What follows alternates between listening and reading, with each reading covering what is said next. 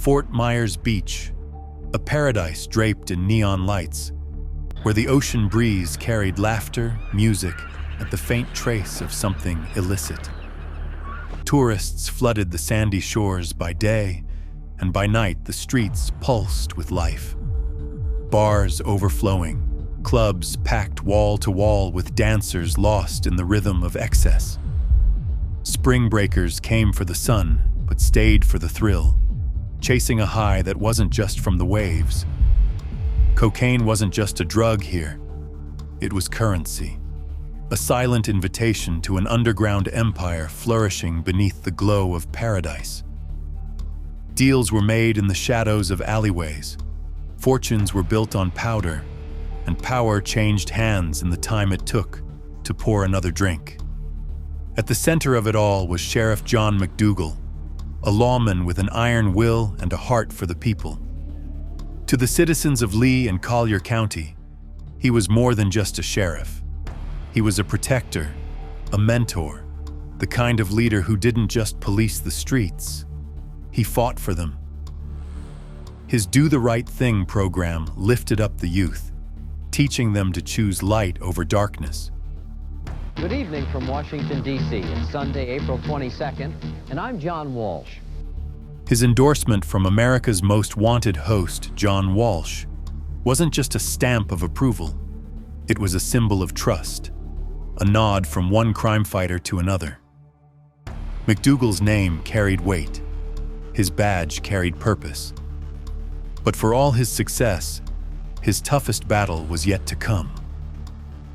Because lurking beneath the glow of Fort Myers Beach was something darker, a storm waiting to break. And at the center of that storm was Jeffery Matthews, a man whose name would soon be spoken in whispers, a kingpin whose empire was built on blood and powder. The question was never if McDougall would face him. It was when. Violence follows money. It always does. Fort Myers Beach was no exception.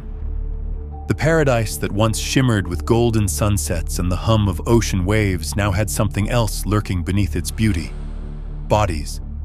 And like the tide, they kept rolling in. Craig Karen, 29 years old. On a quiet night, police responded to a 911 call and found him slumped over in the driver's seat of his car, lifeless, riddled with 7.22 caliber bullets, shot either inside the vehicle or in a desperate attempt to escape. His final moments were spent staring down the barrel of a gun he never saw coming. When detectives knocked on doors, one reluctant friend finally cracked. Craig had left the house that night chasing another high, needing one last hit. But before he got his fix, he had to settle a debt. His supplier had been calling, pressing for payment. And when asked for a name, the friend whispered it like an omen: Jeffery Matthews. The next day, Jeffrey walked into the Lee County Sheriff's office, not in handcuffs, but of his own free will. A man who had heard his name buzzing in the wrong circles and wanted to wipe it clean before the stains set in. He answered questions, shook hands, and walked out a free man. But the lead detective wasn't convinced. He had seen too many men like Jeff. Calm, collected, rehearsed. It would take months for another lead to surface. A woman, trembling with fear, came forward with a confession heavy on her tongue. She had seen Craig Karen's murder. She had been there. But fear had bound her silence until now. Her boyfriend, she claimed, was a hitman for Siganek. But before the police could put the pieces together, that boyfriend had taken his own life. Another dead end, another secret buried. But Jeffrey Siganek, he wasn't slowing down. At just 21 years old, he made a move that would solidify his presence on Fort Myers Beach.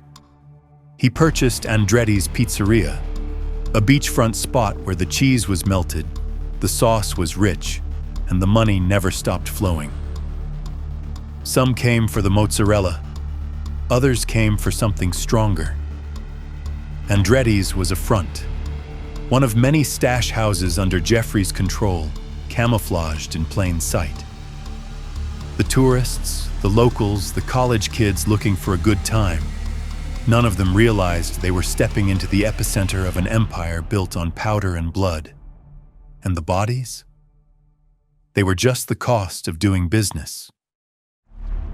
Discarded like garbage, lay in a pile of trash on the side of the road.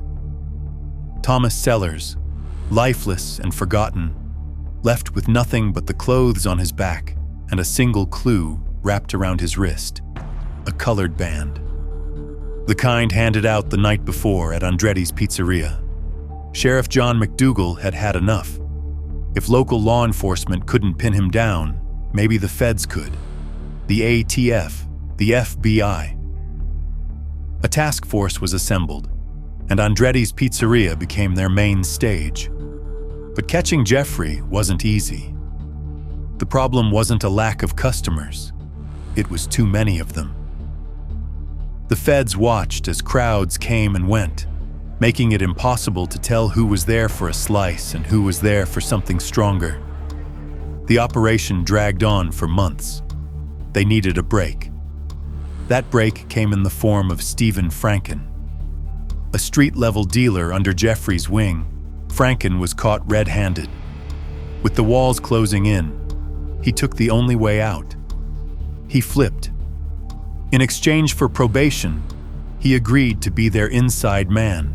For 6 months, he fed detectives everything they needed, every deal, every shipment, every conversation whispered in the back of Andretti's. Then came the moment that would confirm everything.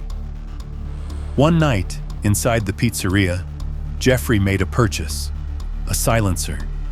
But he didn't just buy it. He wanted to test it. A contractor had been working on the tiles inside the restaurant, unaware that he was about to become a demonstration. Without hesitation, Jeffrey pulled the trigger. The contractor collapsed. Jeffrey smiled. "Works great," stepping over the body like it was nothing. The case was airtight. The surveillance, the informant, the murder. They had him. But before they could move in, they had to honor their deal. Stephen Franken needed to officially receive probation. That meant one last court date. 2 days before trial, Stephen was on his way home from work when he saw something in the road. A pile of debris, tree limbs scattered across the asphalt. As he slowed to swerve around it, the ambush began. From the bushes, gunfire erupted. Bullets tore through the car, through flesh. In a desperate attempt to escape, Stephen slammed his foot on the gas, sending the car speeding forward, straight through the living room of a nearby house. He didn't survive. When police recovered the shell casings, it was all too familiar. .22 caliber rounds. The same rounds used to execute Thomas Sellers. The same rounds used to execute Craig Caron. Jeffrey was cleaning up loose ends, and once again, the police had nothing. A few weeks later, Jeffrey Chiganek ceased to exist. A new man emerged in his place, Jeffery Matthews. A name change, a fresh start. And Jeffery Matthews wasn't done. Not by a long shot. February 12th, 1990. Sheriff John McDougall was done waiting. For too long, Jeffery Matthews had slipped through the cracks, staying just out of reach while bodies piled up around him. The evidence, the surveillance, the murders, it was time to move. The call was made. A raid on Andretti's Pizzeria. Officers stormed the building, expecting to uncover a kingdom built on blood and powder. But Jeffrey was gone. No cocaine. No cash.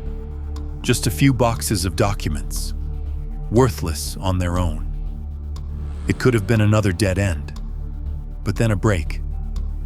Jeffrey's girlfriend lived in the apartment above the restaurant. That gave them probable cause. When officers searched the unit, they found what Jeffrey hadn't taken with him: stacks of cash, and a box of .22 caliber bullets. It was enough to confirm what they already knew.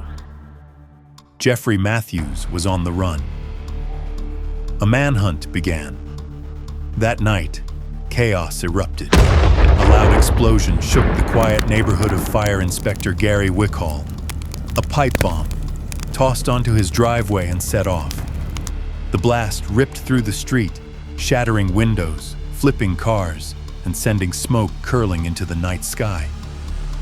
Police rushed to the scene, scrambling to assess the damage. Then, another explosion. This one was bigger. A few blocks away, the federal DEA building went up in flames. For the first time in history, a federal building was bombed on American soil. The first blast, a diversion. A well-planned misdirection to lure law enforcement away while the real target was hit. McDougall knew then, this was Jeffrey's final act of defiance. The next morning, a tip came in. A safe house, a possible hideout. The sheriff's office moved in quickly, ready to put an end to the chase. But inside, all they found was a note, a taunt. "Catch me if you can." Jeffrey had slipped away again. This time, it wouldn't take long. With the efforts of the CIA and U.S. Marshals, Jeffery Matthews was finally located. His downfall wasn't some dramatic last stand, not a gunfight, not a getaway. It was a payphone. Standing on the street, calling his girlfriend, he never saw them coming. The Marshals moved in, and just like that, it was over. To save himself from the needle, Jeffrey made a deal. He confessed to the murders of Craig Caron, Thomas Sellers, and Stephen Franken. He traded his life for the chance to rot instead of burn. Once at the top of the world, untouchable, unstoppable. Now, just another ghost, trapped behind steel and concrete, forgotten forever.